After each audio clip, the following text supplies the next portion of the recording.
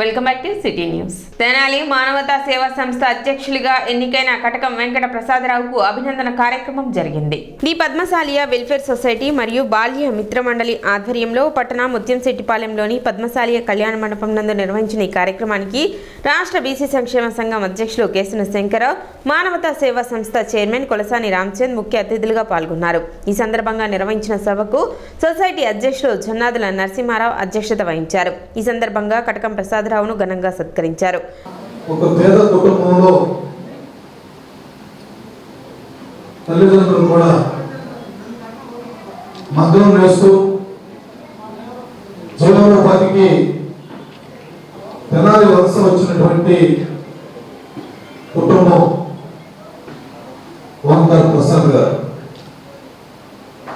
వారి తల్లిదండ్రులు ఆ గ్రామంలో మంచి పేరు ప్రఖ్యాతులు గడించి సమాజంలో తగినట్టు ఒక ప్రత్యేకమైనటువంటి స్థానాలు ఏర్పరచుకుని మరి బిడ్డలతో పెనాలి రావడం జరిగింది. మరి అక్కడి నుంచి కూడా ప్రసాద్ గారు ఒక నిబద్ధతలతో మంచి విద్యాబోధనతో సమాజమే దేవాలయం, ప్రజల దేవుళ్ళు స్ఫూర్తితో ముందుకు వెళుతూ ఎప్పుడు చిరునవ్వు చిందిస్తూ కోపతాపాలు లేకుండా ప్రతి ఒక్క వ్యక్తితో చాలా సౌమ్యంగా, ఎవరికి ఇబ్బంది కలగకుండా, ఎవరిని మెప్పించకుండా చక్కగా మాట్లాడి వ్యాపార రంగంలో మెలుగులు తెలుసుకుని ప్రజలతో ఎలా ఉండాలి, ఏ విధంగా ఉండాలి మొత్తం చదివేసినటువంటి వ్యక్తి మరి గ్రాఫిక్ ఓంకార్ ప్రసాద్ గారు. నరసింహ గారు, జొన్నాదుల నరసింహ గారు ఆయన ఒక టీచర్ ఉద్యోగం చేసి కాలేజీ లెక్చరర్ గా ఎంతో సేవ చేసి ఒక ఒంగోలు జిల్లా నుంచి ఇక్కడికి వచ్చి ఈ తెనాలిలోనే ఈ యొక్క కళ్యాణ మండపం నిర్మాణానికి అనేక అవమానాలు, అనేక బాధలు పడి ఈ సంస్థను నిలిపాడు. కాబట్టి ఈ రోజు మనందరూ కూడా ఇక్కడ కూర్చొని ఈ యొక్క చేనేత సామాజిక వర్గానికి పెట్టిన కోట లాంటిది ఈ భవనం.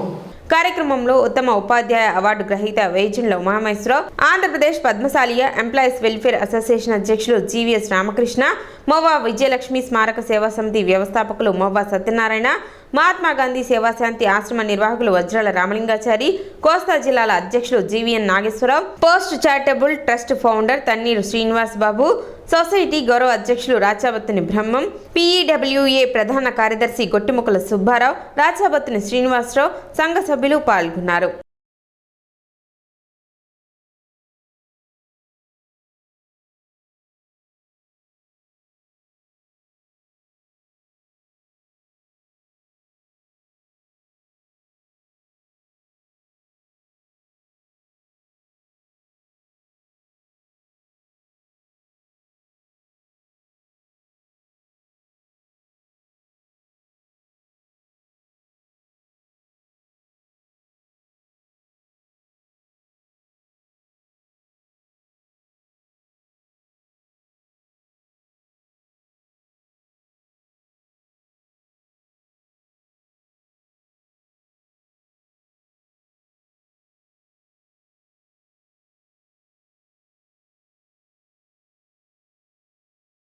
ఇలాంటి మానవతా సంస్థకి ఈ ఎగ్జిక్యూటివ్ బాడీలో చైర్మన్ గా ఒక బాధ్యత ఏంటంటే ఎగ్జిక్యూటివ్ బాడీ మీరే నిర్ణయించుకోవడానికి మా ఓటింగ్ మొదలు.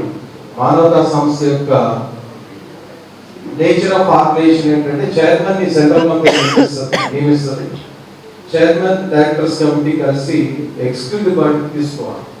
నాకు మానవత 23 జూలైలో మొట్టమొదటి తెనాలిలో స్టార్ట్ అయినప్పుడు నేను ఒక ఎగ్జిక్యూటివ్ బాడీ అనుకోవడం అన్నప్పుడు అడ్డు మూసుకుంటే కొనుక్కొచ్చిన మొదటి వ్యక్తి మా ఓంకార్ ప్రసాద్. ఆయన తెలియదు ఒక మీటింగ్ లో, ఒక నెలవారీ మీటింగ్ లో ఆయన పిలిచాను. అంటే నేను జాయింట్ సెక్రటరీగా మొదటి సంవత్సరం ఎగ్జిక్యూటివ్ బాడీలో మానవతాకి జాయింట్ సెక్రటరీగా ఉండాలి. తర్వాత మళ్ళీ ఈ సంవత్సరం కమిటీ మారాలి, ఎవ్రీ ఇయర్ మారుతూ ఉంటుంది. మారాలన్నప్పుడు కళ్ళు మూసుకుంటే ప్రెసిడెంట్ కావాలంటే మళ్ళీ ఓంకార్ ప్రసాద్ గారు గుర్తుకొచ్చారు. ఆయన కలిసి చెప్తా మళ్ళీ మీటింగ్లో మా జనరల్ బాడీ మీటింగ్ అందరితో నేను ఆయన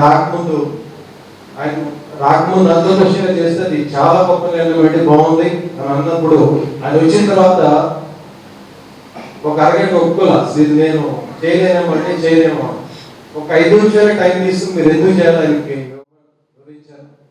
ఏదైనా సరే క్రమశిక్షణతో క్రమ పద్ధతితో వ్యవహరించినప్పుడు ఆ ప్రాధాన్యత ఆ గుర్తింపు తప్పనిసరిగా రావడం అనేది సహజం.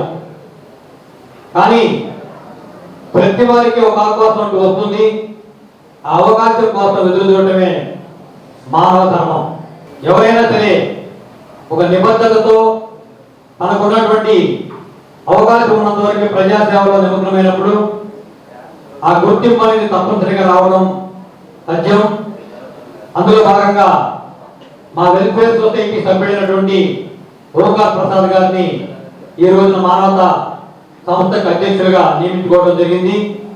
ఈ పదవిలో తన యొక్క నైపుణ్యతని, నిబద్ధతని, నిస్వార్థతని దాటుకొని భవిష్యత్తులో ఇంకా అనేక కార్యక్రమాలు నిర్వహించి తద్వారా ప్రజాసేవకి అంకితం కావాలని చెప్పేసి ఆ భగవంతుడు ప్రసాద్ గారికి ఆయురారోగ్యాలు ప్రసాదించాలని చెప్పేసి ప్రార్థిస్తా ఉన్నాం. ఆ డిగ్రీ చదివేటప్పుడే ఈ మీటింగ్ వర్క్ నేర్చుకోవడం స్టార్ట్ చేశాడు. ఆ మీటింగ్ వర్క్ లో ఉన్న నైపుణ్యం ఎంత నైపుణ్యం సంపాదించాడంటే చాలా మంది విద్యావేత్తలు ఆ విద్యా సంస్థ స్థాపించిన వాళ్ళు ప్రత్యేకంగా వచ్చి వర్క్ చేయించినటువంటి స్థాయికి వెళ్ళాడు. ఈ రోజు ఈ స్థాయిలో ఉన్నాడు అంటే అది అతని కష్టానికి నిలుపుతాడు అన్నమాట. ఆ మన యొక్క ఆనందం మొత్తాన్ని కూడా ఆ కష్టంలోనే ఆ పనిలోనే ఎత్తుకుంటా ఉండేవాడు. మేము అప్పుడప్పుడు వస్తుండేవాడు అతని దగ్గరికి సినిమాకి వెళ్దామని చెప్పేసి రాజుల నుంచి మార్నింగ్ షోకి వెళ్దామని అనేవాడు. కూర్చునేవాడు. ఆ మార్నింగ్ షో అయిపోయేది, మ్యాట్నీ అయిపోయేది, ఫస్ట్ అయిపోయేది, నైట్ 9:30 బస్కి వెళ్ళిపోయేవాడు అన్నమాట సినిమా చూడడం. అంటే ఆ వర్క్ దగ్గర కూర్చుంటే ఇదివరకు అంటే వృద్ధి చేసుకుంటానే ఉండేవాడు. అంటే మాతో కూడా ఒక పక్కన వద్దామని మనసులో ఉండేది. కానీ ఆ వృత్తి పట్ల అతను నిబద్ధతే అతను ఆ విధంగా ఆ పని చేయించింది కదా. యంగ్ జనరేషన్ టీం ఆధ్వర్యంలో పట్టణ ఐతానగర్కు చెందిన చిరు వ్యాపారి నాగేశ్వరరావుకు తోపుడు బండిని అందజేశారు. ఐతానగర్ లింగారావు సెంటర్లోని రైతు బజార్ వద్ద జరిగిన కార్యక్రమంలో నాగేశ్వరరావు లక్ష్మిలకు ఈ తోపుడు బండిని అందజేశారు. కన్న బిడ్డలిద్దరూ చనిపోవడంతో ఎటువంటి జీవనోపాధి లేక ఇబ్బంది పడుతున్న తరుణంలో యంగ్ జనరేషన్ టీం ని సంప్రదించగా ఆకుకూరలు, కూరగాయలు విక్రయించేందుకు తోపుడు బండిని అందజేసి జీవనోపాధి కల్పించినట్లు యంగ్ జనరేషన్ టీం వ్యవస్థాపకులు సాదిక్ తెలిపారు. కార్యక్రమంలో న్యాయవాది హరిదాసు, గౌరీ శంకర్, సుబ్రహ్మణ్యం, శివ, కౌశిక్, ఆలపాటి సాయి తదితరులు పాల్గొన్నారు. ఈరోజు తెనాలి పట్టణంలోని లింగారావు సెంటర్లో నాగేశ్వరరావు అలానే లక్ష్మి గారు, నాగేశ్వరరావు గారి వయసు వచ్చేసి 89 సంవత్సరాలు, అలానే లక్ష్మి గారి వయసు వచ్చేసి 76 సంవత్సరాలు. మరి 89 సంవత్సరాలు అంటే చిన్న పని చేసుకోవాలన్నా కూడా ఎంతో కష్టంగా ఉంటుంది. అలాంటిది ఆయన 89 సంవత్సరాలు జీవించి వాళ్ళ కొడుకు ట్రైన్ యాక్సిడెంట్లో చనిపోవడం జరిగింది. అలానే వాళ్ళ కూతురు ఇటీవల క్యాన్సర్ వచ్చిపోవడం జరిగింది.